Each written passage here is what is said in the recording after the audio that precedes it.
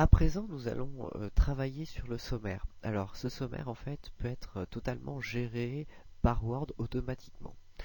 Pour ça, il faut vraiment être passé par les étapes précédentes, à savoir les étapes où on a assigné au titre les styles titre 1, titre 2 et titre 3. Sans ça, le sommaire ne pourrait pas s'afficher. Donc pour ça, je vais me placer sur la page qui normalement est disponible pour mon sommaire, à savoir ma deuxième page. Si je dézoome un petit peu pour bien comprendre, on a notre première page qui va être notre page de présentation, deuxième page qui va être la page donc de sommaire. Cette page de sommaire, je vais venir me placer, je vais venir l'insérer, mais attention, je vais venir l'insérer devant le saut de page. Très important, sinon mon sommaire va passer à la page suivante. Donc pour ça, je fais apparaître mes caractères invisibles et je viens placer mon curseur devant le saut de page. Ensuite, une fois que j'ai fait ça, je vais aller dans l'onglet Références, qui est le quatrième onglet. Et dans Références, je vais trouver ici un bouton tout à fait à gauche qui s'appelle Table des matières. Je vais cliquer sur Table des matières et je vais lui dire ici que je souhaite insérer une table des matières. Alors, n'importe laquelle. Moi, je vais prendre la numéro 2, automatique numéro 2. Voilà. Et ça va me rajouter comme ceci ma table des matières. Alors cette table des matières, comme vous pouvez le voir, elle est un peu bizarrement formatée si on s'approche un tout petit peu. Pas de panique, ça c'est dû à un tout petit bug de Word lorsque on fait de la mise en forme avec un texte justifié.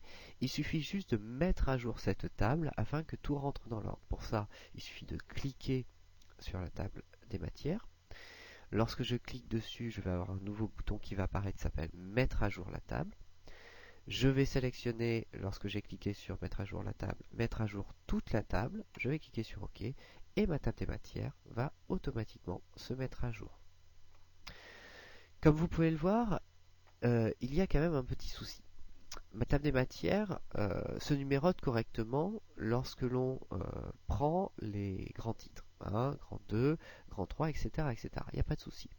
Mais lorsque l'on s'occupe des sous-titres, on voit que ma numérotation en fait ne redémarre pas alors qu'elle devrait redémarrer lorsque l'on passe sur un nouveau sous-titre. Exemple, ici, grand 3, on commence non pas par grand A, le format binaire, mais grand Q. Donc ce qu'il va falloir faire, c'est il va falloir redémarrer ici à chaque fois qu'il y en a besoin, c'est-à-dire pour moi le format binaire et les outils de mise en forme, il va falloir redémarrer la numérotation. Alors pour ça, on va aller en fait dans mon document et on va venir chercher en fait toutes les numérotations qui ne redémarrent pas correctement. Premier cas, les formats de fichiers Word, le format binaire. Pour redémarrer ma numérotation, je vais faire un clic droit sur ma numérotation.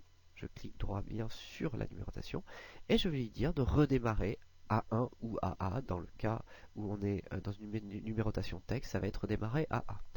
Je vais cliquer et il va me redémarrer ma numérotation. Je vais venir corriger comme ça toutes les erreurs de numérotation, à savoir ici caractéristiques et critiques redémarrer à A, les macros ici redémarrer à A, les critiques du logiciel redémarrer à A, et j'ai terminé avec mon document. À présent, si je remonte sur mon sommaire, il va falloir que je mette à jour ce sommaire. Comme vous pouvez le voir, il ne s'est pas mis à jour de lui-même. Il va falloir que je force sa mise à jour. Pour ça, je vais cliquer dessus. Je vais avoir le bouton mettre à jour toute la table.